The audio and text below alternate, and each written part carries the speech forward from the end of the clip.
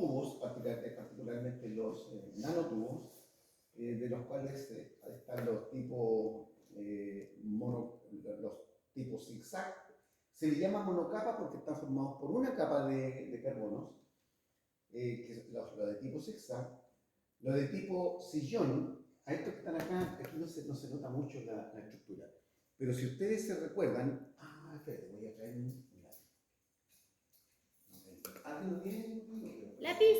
Sí, para escribir. Sí, plumón, acá hay plumón. ¿Tiene? A ver, Sí.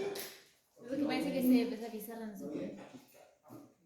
Tengo rojo, Por si acaso, se va a ir manizando.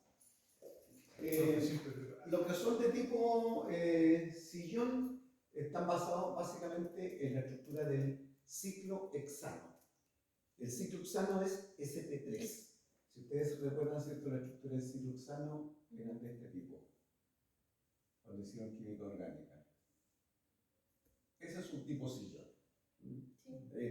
Bueno, los de tipo sillón de los nanotubos son este tipo. Ahí se nota algo, digamos, de la estructura de tipo sillón. Los que son de tipo zigzag, estos son que están formados, digamos, en estructuras que van de uno a otro lado, tienen enlace sp2. Y finalmente los de tipo monocapa, los de tipo zigzag, B los de tipo sillón y C los de tipo quiral. ¿Qué gracia tienen los de tipo quiral? Que es justamente, es una estructura que es quiral. Cuando hablamos de quiral, ¿cierto? Tienen R y S, en este caso, y por lo cual lo puede hacer muy selectivo para poder distinguir, si que yo lo utilizo como tamiz molecular, o sea, como filtro molecular, para distinguir estructuras R de las estructuras S. Esa es la característica entonces que tienen ese tipo, digamos, de nanotubos, porque hay varios más. Perdón. ¿Y los tres tienen tubos. forma hexagonal? O sea, Hexagonal. Los tres.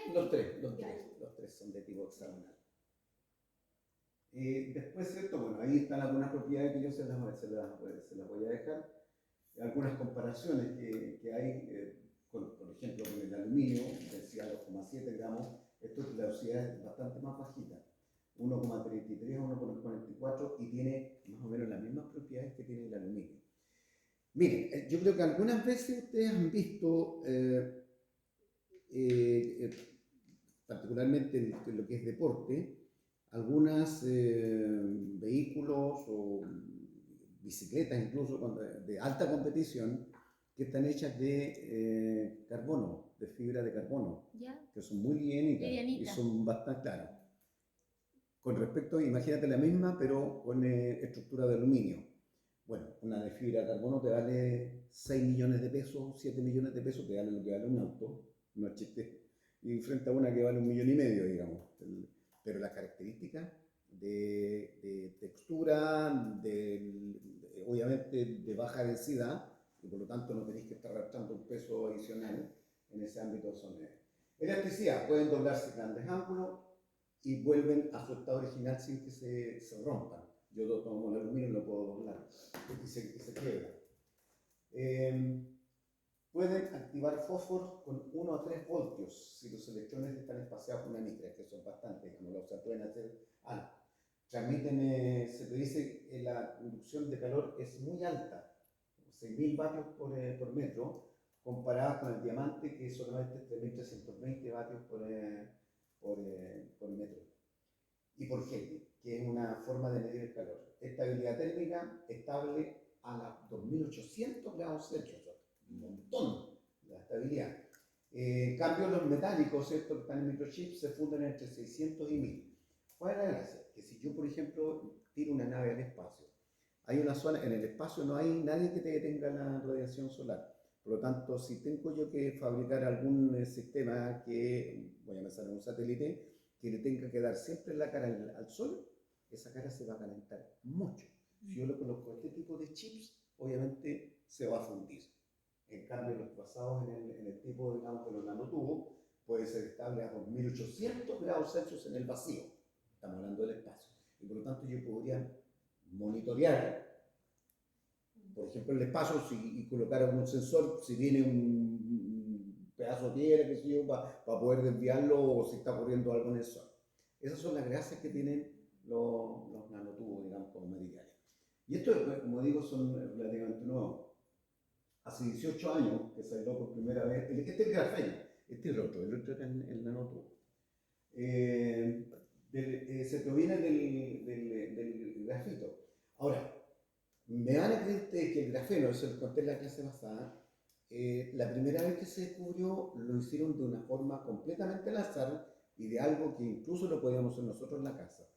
Tomaron unas cintas Koch, para decirlo de alguna siguiente, sí. Tenían grafeno, o una cinta de carbón, y después lo despegaron. Sí. Y de repente se dieron cuenta de que esa cinta Koch tenía algunas propiedades, era buen conductor y una serie de otras cosas más. Empezaron a mirar el microscopio. Una monocapa. Monocapa significa un átomo, pero obviamente en redes bidimensionales hechas de esta manera.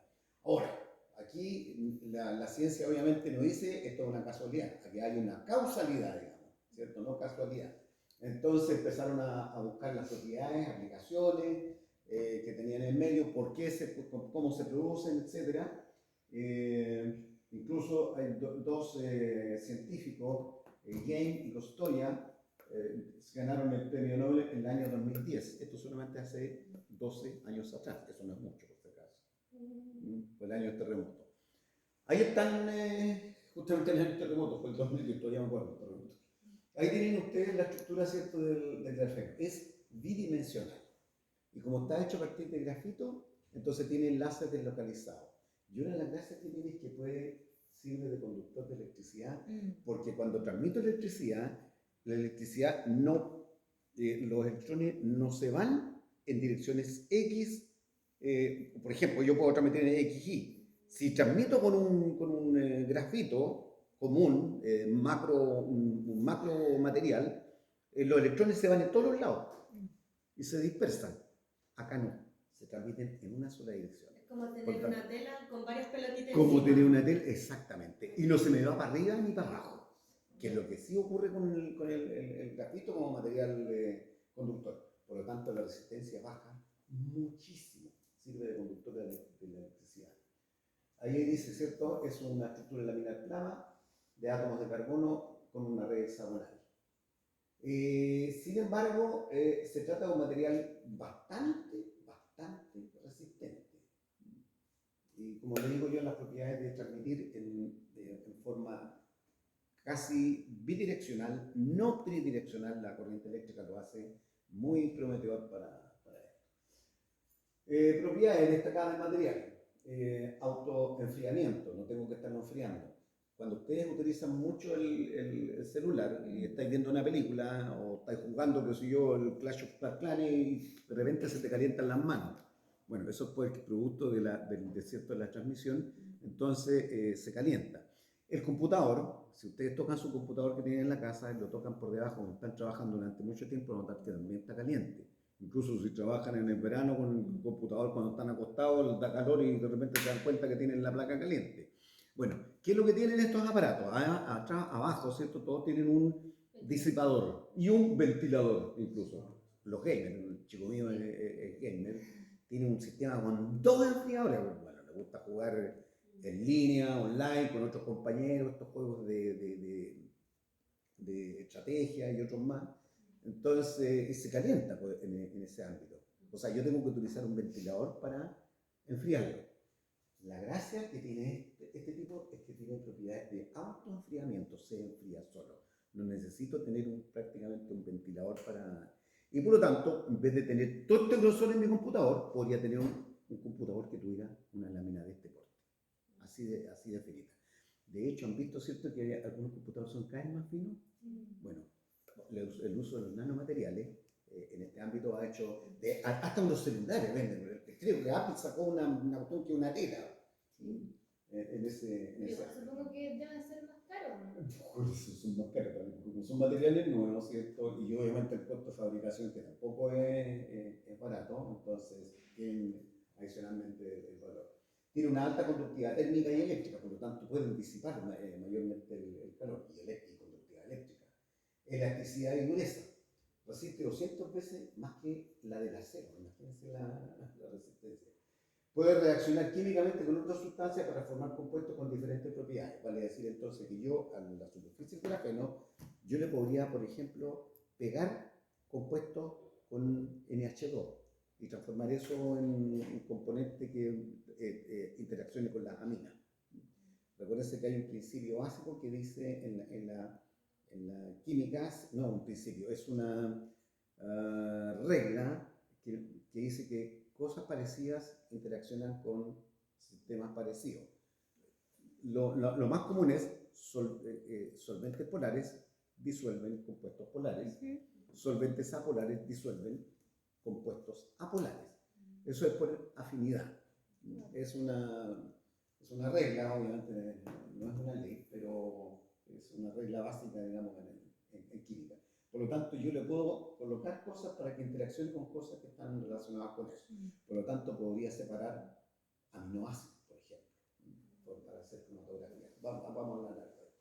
Soporta radiación ionizante, o sea, puede soportar radiación gamma, que es ionizante. Y obviamente es muy ligero. O sea, cuando habla de ligero, se refiere liviano. Y flexible, menor efecto llave, o sea, se calienta menos al conducir los electrones. Todos los conductores, todos, sin excepción, cuando pasan una corriente eléctrica a través de él, disipan energía y la disipan en la forma de calor, por eso que se calientan los cables. Bueno, aquí uno no lo nota, pero si pudiera, donde hay energía, pudiera tocar acá, notarías que tiene una cantidad de calor. Se refiere a eso en ese sentido. Consume menos electricidad para una misma tarea que el silicio. ¿Por qué hablamos del silicio? El silicio es un semiconductor. Y con ciertas condiciones yo lo puedo transformar en conductor. Y por eso, y puedo interrumpir esa conducción. Conduce o no conduce, dependiendo de ciertos estímulos que yo le vaya dando al silicio. Y por eso entonces yo puedo interrumpir corriente o puedo desviar una corriente hacia allá o hacia acá para que me active una patita del chip para que me active la otra, etc. Esto consume mucho menos electricidad que los basados en el silicio. De ahí viene el Silicon Valley, porque ahí se construyen los semiconductores. Y ahora están actuando a este nivel. Bueno, esto ya lo habíamos visto, ¿cierto? Otras propiedades, ya lo dijimos, conduce oxidan más que otros metales. El año 2007, tampoco hace mucho tiempo, este fue el que ganó el premio Nobel, James, presentaron un transistor hecho con grafeno. Y esto ya te achica, pero enormemente, el tamaño del transistor. Yo me acuerdo que los primeros transistores que llegaron en la época mía, antes se trabajaba, yo nací en el año 54, y se trabajaba con tubos. O sea, los transistores eran tubos de emisión, tenías que esperar que se calentaran, la radio tenías que esperar que se calentara porque podía transmitir, no existía la tele en la época mía, con suerte incluso existía la radio, todo lo escuchábamos por radio, por lo tanto nuestra imaginación se elevó al máximo porque escuchábamos los cuentos del año y nosotros teníamos que imaginarnos un camello, imaginarnos un desierto, imaginarnos una selva, solamente a través de la mente. Ahora esto te lo ha hecho, ahora incluso está en 3 dimensiones. Así que sé ahí que se mueve el aparato, te llega una pera por un lado, etc. Eso obviamente después del transistor. Los transistores eran, a ver, de esta parte, así. Después ya los vimos, cuando ya empezamos a trabajar, cuando estaba en la U, eran del porte de la uña. Después mucho más chiquitito porque después estaban metidos en esto que se llaman, ¿cómo se llama este? CPU. Pero todavía es relativamente grande. Ahora cuando las hagan de grafeno, que ya lo hicieron en 2007, mucho más chico y obviamente con las mismas capacidades que tiene. Si nos vamos al extremo, yo creo que el extremo seríamos nosotros. La cantidad, nosotros tenemos chips aquí en la cabeza, una serie de transmisiones de datos, se van conectando, se desconectan, esto está hecho a nivel molecular.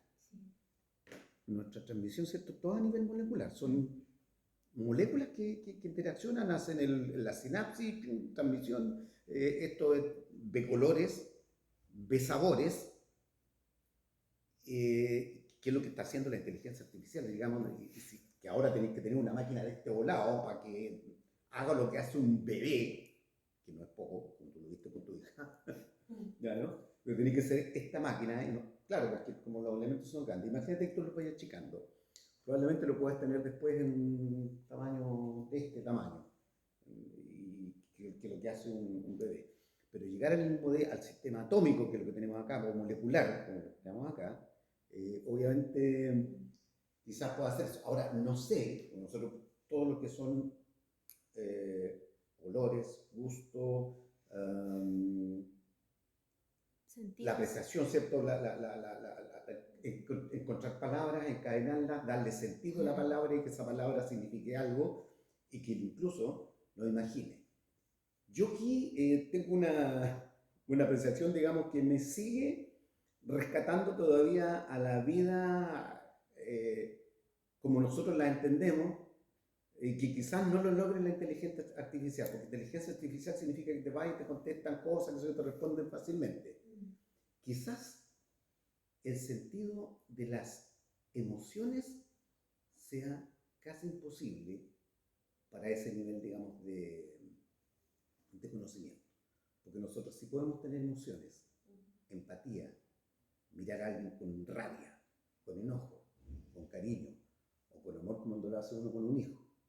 Que es una cosa que es difícil de interpretar, porque obviamente hay una serie de sensaciones hormonales que se van escapando, que te estimulan ciertas cosas, que te dan la dopamina, que te da placer o te coloca adrenalina, que te prepara para el combo que viene, o para arrancar porque se te viene, no sé, algo encima, etc.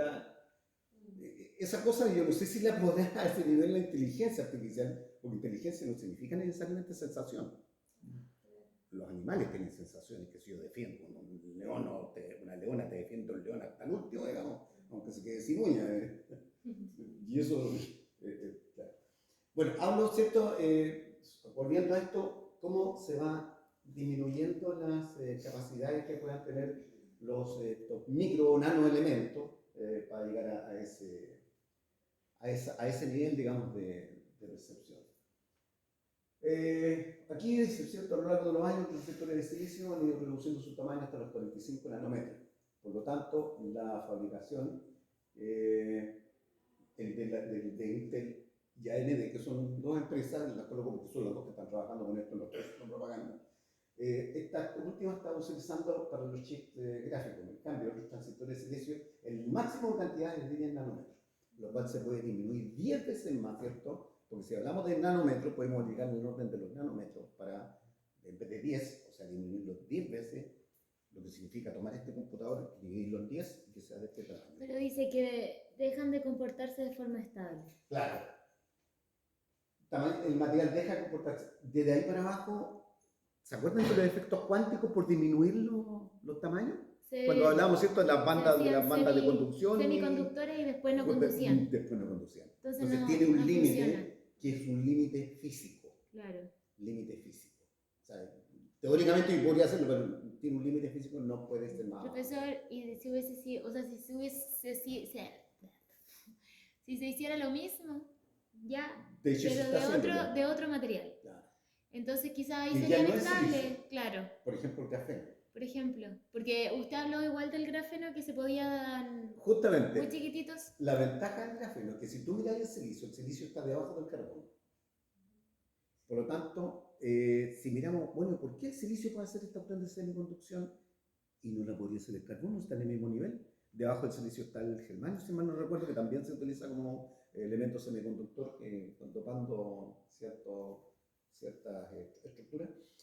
Y el carbono no puede hacerla. Bueno, llegando a este nivel sí puede hacer el carbono lo que hace el silicio. Y el carbono es bastante más pequeñito como tamaño atómico, ¿cierto? Porque está en el nivel 2 y el silicio está en el nivel 3. Por lo tanto, podría achicarlo. ¿Y es porque es muy caro? Bueno, hacer esto en este momento es caro todavía, digamos. Por eso que las tecnologías que están asociadas con la disminución de tamaño son también bastante caras.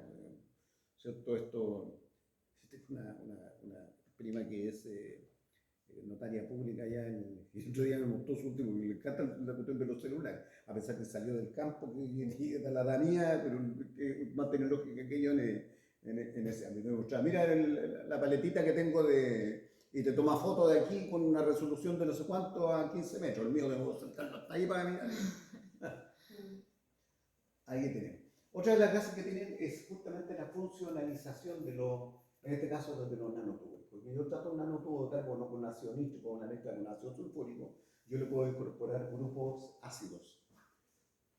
Y a este grupo ácido, si después yo lo trato con el cloruro de tionilo, le puedo colocar un cloruro de... Esto lo vieron en química orgánica, porque esta sustancia se utiliza mucho en síntesis. Y después, si elimino lo contamino, lo transformo en una amida. Y aquí, por ejemplo, entonces, ¿cuál es la idea de tener una amida? Las amidas es una estructura que aparece mucho en las proteínas. Sí. Y por lo tanto, yo podría hacer cierto que esto reconociera una proteína y se pegara a una proteína. Por el concepto llave que lo vieron ustedes en biología. Entonces la puedo funcionalizar. Y están del tamaño en nanómetro. Del tamaño de la... Que mucha información. Usted, por ejemplo, dice que usted toma una proteína, no sé si una proteína, pongámosle que un polipéptido, porque para que sea algo más básico. Sí, sí. Y ya se crea el nanotubo de carbono y uno lo acerca y le da funcionalidad a o sea, ese yo lo puedo péptido. funcionalizar primero lo funcionalizo y le coloco, por ejemplo, un grupo amida. Fíjate que hice toda esta ruta. Pero lo funcionalizo con respecto a qué, por ejemplo, no sé, que sea capaz de... Aquí solamente es carbono. ¿Ya? Solamente carbono. Le agregué un grupo ácido. Sí. Lo con el resto con cloruro de tionilo, Sí. creo que no, este es, creo que se llama, el SO2, y transformó este en un cloruro los COCl, cloruros ácidos que se llaman, ya no recuerdo ya, no soy químico orgánico, pero sí lo vi, está bastante bien. Y esto después, simplemente elimino a través de eliminación de otros componentes más, y lo coloco en contacto con amoníaco. Yo transformo lo que no tenía nada, ¿cierto? El grupo amida. Lo transformo en un grupo amida. ¿Ya? Y las amidas son parte, ¿cierto?, de las proteínas dentro de esto. Y por lo tanto yo puedo hacer que interaccione con una proteína por el principio, ¿cierto?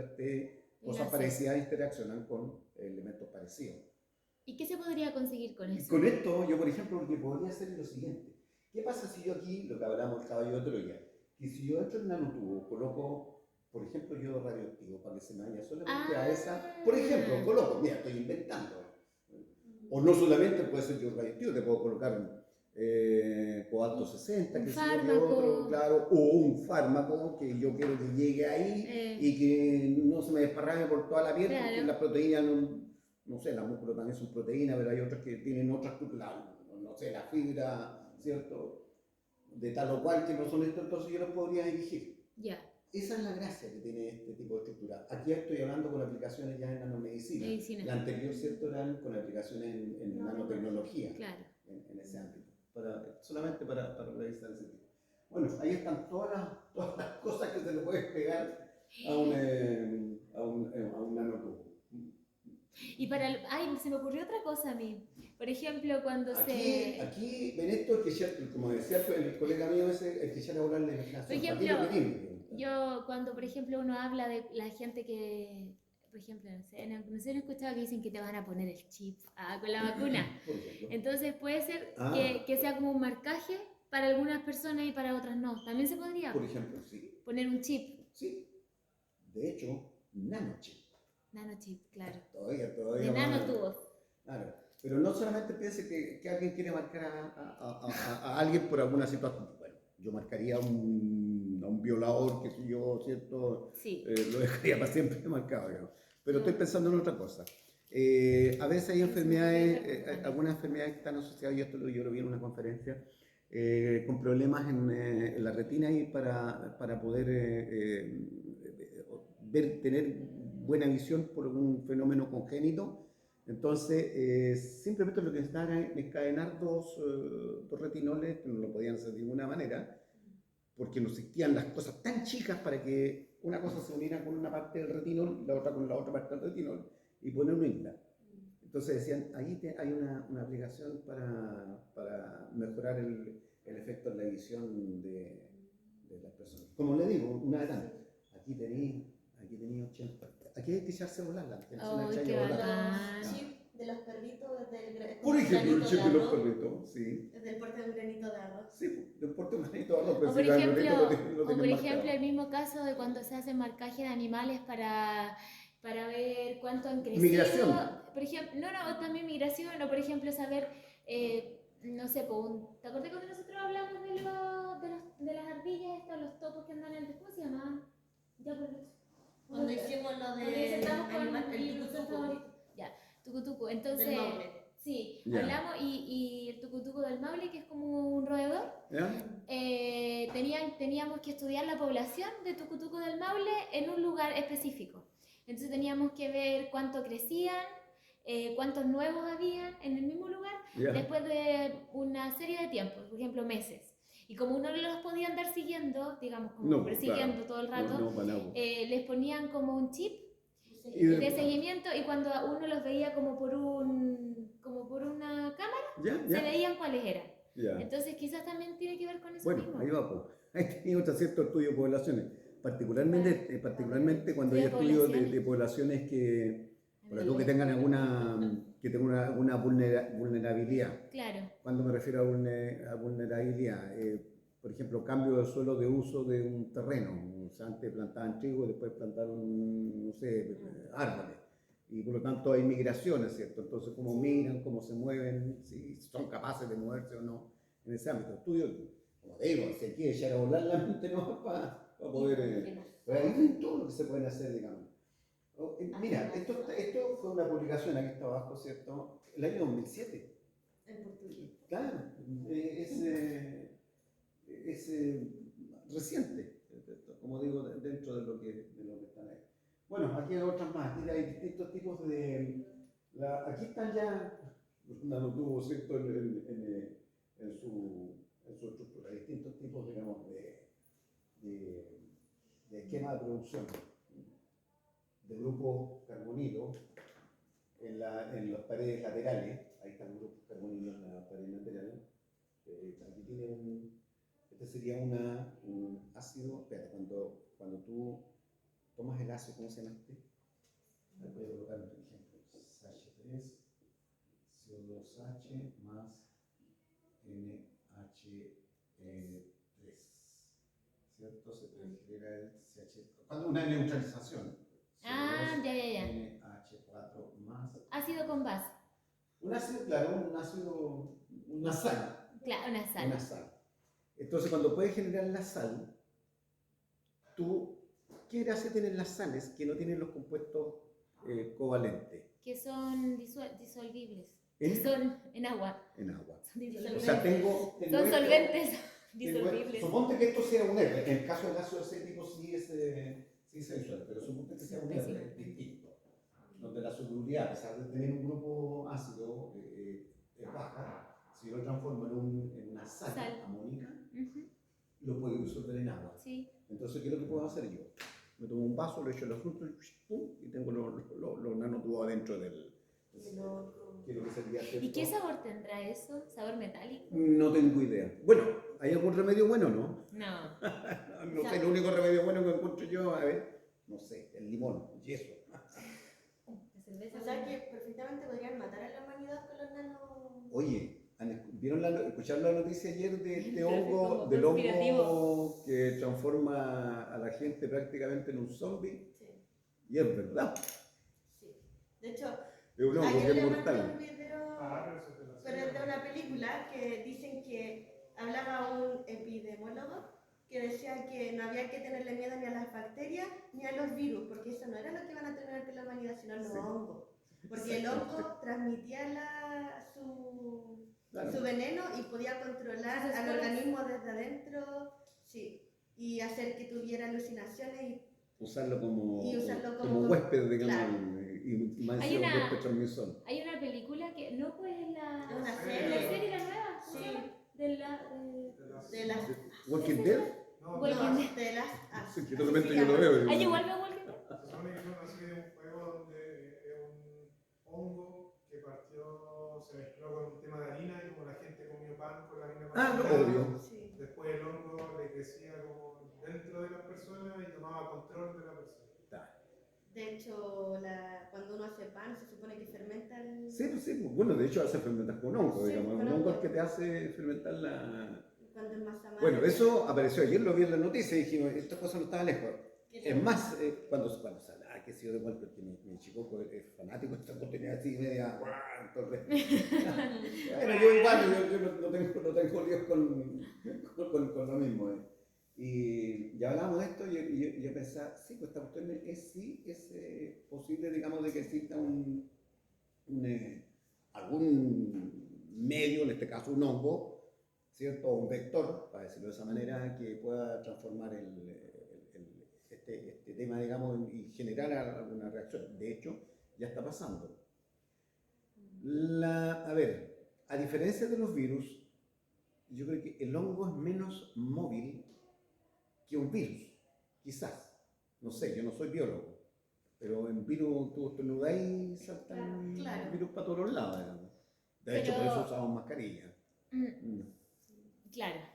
Pero el hongo, el virus necesita de un Necesita un huésped. huésped. Claro. En cambio, el hongo no. No, pues no, Entonces el el hongo hongo vive solo. el hongo vive. El hongo puede liberar Esporas. al aire. Esporas. Y si Eso sí, esporas si en la- libera claro. esporas, eso significa que le va a hacer generar ese daño a donde están las esporas. Porque las esporas Exactamente. también pueden vivir mucho tiempo Sí, pues. fuera porque tienen, como son, digamos, microorganismos Como arcaicos, más como antiguos, entonces tienen más capacidades de sobrevivir en sobrevivir ambiente y claro, extremo. claro. El tema es que los hongos no sobreviven a más La de espora sí. 34 Las grados esporas, pero las Celsius. esporas sí. Las esporas sí. Así que estamos fregados. No, si los hongos son cuáticos, porque son rápidos, más encima que se reproducen rápido Ah. y son se adaptan muy bien al Y medio. la gente suele drogarse con hongos. Son heterótrofos, ¿cierto? ¿No? ¿Cuántos son los que se alimentan? hongos? Sí. Son ¿cómo era? Sí, Que de la familia. comen, se descomponen. Comen lo que se Pero descompone. depende. No, pero sí son heterótrofos.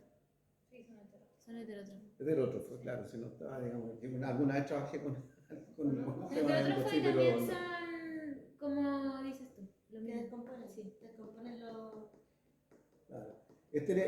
Hay una enfermedad, hay un hongo, bueno, las frutas son afectadas por hongos. Sí, todo no quiero tocar nada. Comentaba cierto de que cuando se te parte, sobre todo cuando hay azúcar, porque el hongo va al azúcar y humedad, y temperatura, pum, entonces se dispara.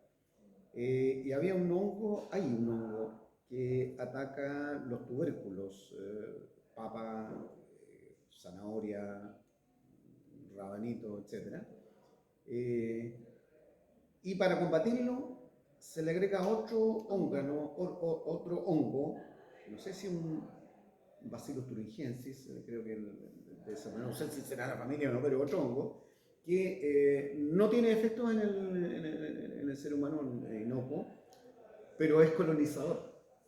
Entonces, ¿qué es lo que hace? Como coloniza la zona, él coloniza el terreno y al otro que te puede generar problemas de salud, simplemente lo desplaza por desplazamiento. Que es lo que hace la araña tigre con la araña rincón. La araña tigre, donde ve la araña rincón, es su competidora, la saca, digamos, del medio. El tema es cómo reconoce la araña tigre. Aunque para de repente uno se acostumbra y dice, no, va a ser tigre, Sí. se deja ahí, al final. Bueno, yo no soy biólogo, pero pues, hay tanto hablar de la burraca, etc. Ahí lo Lo que pasa es que vivo en el campo, entonces no te está preocupado de ese tipo de cosas. De hecho, ya arañas, pollitos y escaleras. Estáis durmiendo en la tarde, un momento te voy a bajar. No, ¿La caché? yo los mato a todos. Le tení. No, Yo no, las yo tomo, no. simplemente las tomo con un vaso, No. le coloco un papelito por debajo, ¿cierto? Y la voy a dejar, váyase para afuera porque esté. No, Claro. yo los mato a todas. Yo mato a todo lo que veo con forma. Profe, yo soy lo peor en tema de conservación, no Un podría. aracnofobia. No, tengo aracnofobia. No, profe, yo veo Sí, una pues, sí, arañita. de hecho, la araña pollito No. la usan de mascota. No. Si no hace nada. No, yo no puedo. Claro. Bueno, yo hasta llegar a tomarla con la mano no he llegado a ese extremo, pero sí te la he tenido aquí No. debajo, digamos. O sea, no me da ni cosquilla. pero Yo la No, mato. para nada, Todo lo que sea araña lo tengo, mato. no tengo problema con eso. Entonces yo me da pánico. Yo veo una araña y yo corro. Y si estoy sola yo, la Agustina, mi hija, me dice de repente, veo una araña y no me dice a mí porque ya sabe que yo tengo pánico. Entonces va a buscar al Cristian o va a buscar a mi papá y les dice, hay que matarla porque mi mamá le tiene miedo. Además no te preocupes, me dice, cierra los ojos, sal de la pieza. Le da color. Pero es que a mí no ¿Tenés problema? no puedo. ¿Y con las No. culebras? No, con las No, arañas no, ya. que yo las arañas las Yo encuentro tengo, feas, igual, que lo que no, pasa es que yo las tengo un primo hombre, digamos, que no sé, culebrofóbico, no sé cómo será el término, digamos, para... No tengo Yo creo que yo también tengo pero, eso. pero un primo, para mí no, digamos, no, en primer lugar aquí no hay culebra venenosa. Yo tengo un primo que incluso las toma con la mano y una vez le mordió aquí y le sacó una foto cuando tenía... No hay veneno, no se le echó ni el dedo porque no hay. Aquí no hay. Diferente fuera donde ya estaba en Argentina, en la zona de Santa Fe, que había una que se llamaba Yararé, que era una cosita de este porte chiquitita que podía echarte un caballo. Entonces cuando salíamos a los campos teníamos que andar con botines de media caña, porque es rastrera, no se levanta, digamos. Así que ahí tenía, pero tampoco para mí un lío. Bueno, esto le va a pasar de largo. Ahí voy a ver entonces ahora las consecuencias, ¿cierto?, con respecto al uso, porque donde hay un beneficio, obviamente siempre puede haber un no beneficio, un maleficio. Un pro y un contra. Los pros y los contras. Que tiene que ver, ¿cierto?, con las interacciones que tienen que ver este tipo, digamos, de tecnología con respecto a las características superficiales, a la forma de la partícula, a la distribución del tamaño de la partícula y a la aglomeración. Y eso obviamente podría también tener que ver con emisiones contaminantes. ¿A qué me refiero yo? Suponte que hagan estos nanotubos, que como son bastante livianitos, yo los podría colocar en un globo de helio, que si yo lo coloco arriba, pues después lo reviento encima de talca y le coloco un fármaco que te genere, no sé, tifus. Tifus, por ejemplo. Entonces podría, ¿cierto?, hacer explotar algo que, bueno, tiene tifus y enfermó a toda una población. Aquí te la vamos, toma el agua. Claro. De hecho, en la guerra siempre lo primero que se cuida, por eso se le llaman estructuras críticas. Las estructuras críticas son el agua, el aire, ¿cierto?, que está ahí en el medio, particularmente el agua, porque en verdad yo toda una población. Sí. Claro. Ahora está prohibido desde el enemigo más grande que tengáis, no lo voy a hacer, aunque queráis hacerlo desaparecer, que si yo no, o sea, no está por todas las acciones ahí por ahí. Pero, obviamente, es posible hacerlo, o sea, de que sea no posible, no es que sea imposible, sí es posible, pero eso ya es un crimen de lesa humanidad. Pero tan, o sea, no tampoco podemos decirle a todos tan beneficioso, todo esto, etcétera, porque existe la posibilidad de que alguien utilice la herramienta para este tipo de cosas. Cuando se inventó, cuando se descubrieron o se crearon, se hicieron las primeras experiencias con respecto a la energía atómica, no se pensó en esos primeros indicios, ¿cierto?, de utilizarla para construir una bomba atómica. De hecho, después dijeron, oye, esta cuestión de tanta energía que pueden construir una bomba atómica, y la construyeron. Pero no es solamente el uso que tiene, también tiene un uso benéfico. La radioterapia, para desconocer. Irradiación de alimentos también para poder eliminar ciertos contaminantes que también se usan. Tiene un montón de usos benéficos, pero un montón. El yodo radioactivo. No, y los mismos exámenes que a uno le hacen, por ejemplo, para tomarle radiografía. Claro, eso es pura cuando tomas cierto te hacen tomar, no sé si varios, no te puedo decir que contraste. ¿Perdón? El contraste, que son como, uno toma como un líquido, sí, digamos, y exacto, le hacen un examen después de media hora. Claro, para tener una mejor visión. O sea, si yo te puedo hablar de los efectos benéficos, te podría hablar de mil efectos benéficos. Sí. También en todas las cosas. Pero en toda cosa, ¿cierto?, que hay, obviamente tienes un lado A y un lado B. Claro. Con respecto a los químicos, nosotros químicos fabricamos pesticidas. Entonces, los pesticidas matan cosas, digamos. Y no solamente pesticidas, tóxicos para el ser humano. Y lo hacen los químicos. Y tampoco, lado A y lado B. Y aquí entonces donde viene a ver, no como otra, sino que otras Áreas, aplicaciones. aristas, digamos, que están asociadas con esto, que también es bastante nuevo, como se están viendo cosas nuevas en este curso, y que se llama el concepto de la bioética. Usted no sé si han tenido algún curso de bioética. De ética sí. De ética sí. Pero Ética bioética sí. se refiere, ¿cierto?, de cómo lo que estamos hablando, cómo podemos, hasta dónde está el límite nuestro. Claro. Y aquí en la bioética tú puedes llegar hasta el extremo, incluso yo tomo un tubo, me fabrico un ADN y me fabrico el otro ADN y lo junto y crío vida. Te lo coloco a ese extremo cuando se llega a las discusiones. Bueno, puedo ser Dios, no sé, voy a utilizar esa metáfora o analogía. ¿Y qué es lo que estoy construyendo? ¿O qué es lo que quiero construir? ¿Se puede hacer hoy día? Se llama ingeniería genética. Sí. Ahí también, donde dice, bueno, hasta aquí nos está permitido porque no sabemos qué es lo que hay pasando. El mismo hecho de la fecundación in vitro, de la que habla usted. Bueno, también, pero ejemplo, en ese caso tú utilizas algo que viene de un humano con algo que viene de otro humano. Claro, pero igual. Pero en el caso de lo otro yo puedo construir. O sea, yo tomo una chelchacole, una cadena que es un ADN, y le pego una cuestión rara, ¿cierto? Ahí, y te fabrico un ratón con pata arriba y con pata abajo, digamos, y que tenga cabeza para los dos lados. Ah, sí. Ya. A eso me refiero, ingeniería genética. O el mismo tema de que por culpa de las mutaciones que se han construido en laboratorio, a veces eso se ha escapado de las manos y han extinguido algunas especies. Una de las teorías, ¿cierto?, negras, no creo en eso sí, pero es que dicen que el famoso COVID, ¿cierto?, fue producido en un laboratorio y de repente estaban a lo mejor, ¡pah!, reventó la burra y se saltaron, equivocaron. claro, o se reventó el experimento y chuta, salieron para afuera, el que estaba barriendo, el guardia, se fue para la casa, contaminó con el virus a la señora contaminó a todas sus compañeras, al hijo, y así, bueno, una de las teorías, digamos, no me la compro, o sea, yo creo que viene de otro ser, digamos, que fue mutado y traspasó. Ahora tenemos la gripe aviar. La gripe aviar no se traspasa al ser humano, no. Pero y si muta, los virus mutan, pues.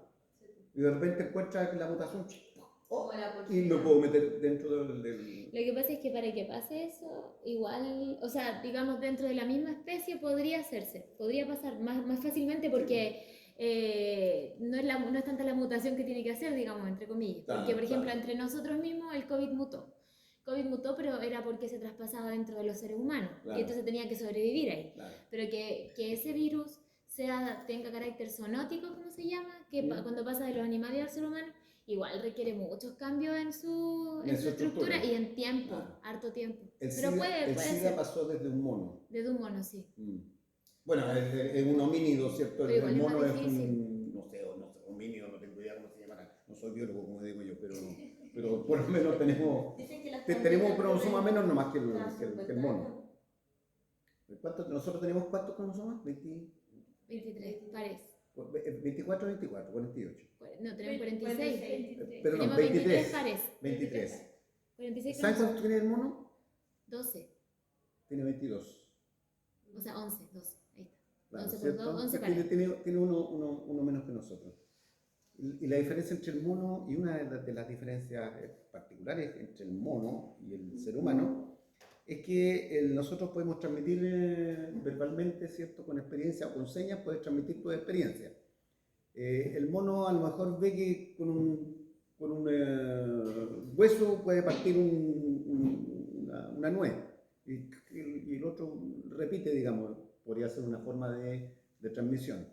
Pero nosotros tenemos una particularidad que podemos modular bastante bien las cuerdas vocales. Y esto me lo dijo un biólogo una vez conversando de esto mismo. ¿Qué pasó?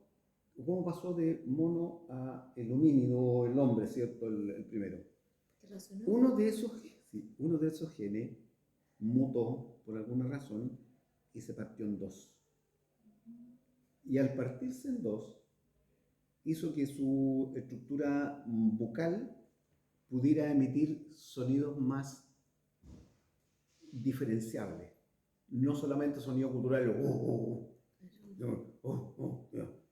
y al hacer más finos los sonidos culturales, pudo transmitir experiencias. Y al transmitir experiencias, transmitió historia. Y al transmitir historia, transmitió entonces una serie de formas de que la misma experiencia tú no la vuelvas atrás y la evoluciones hacia adelante. Es una de las teorías. Vámonos a un cafecito. A ver, solamente con esto, se lo voy a dejar ¿cierto? Asociativo, y finalmente creo que esa era la última. Sí, esa es la última. Sí, era la última.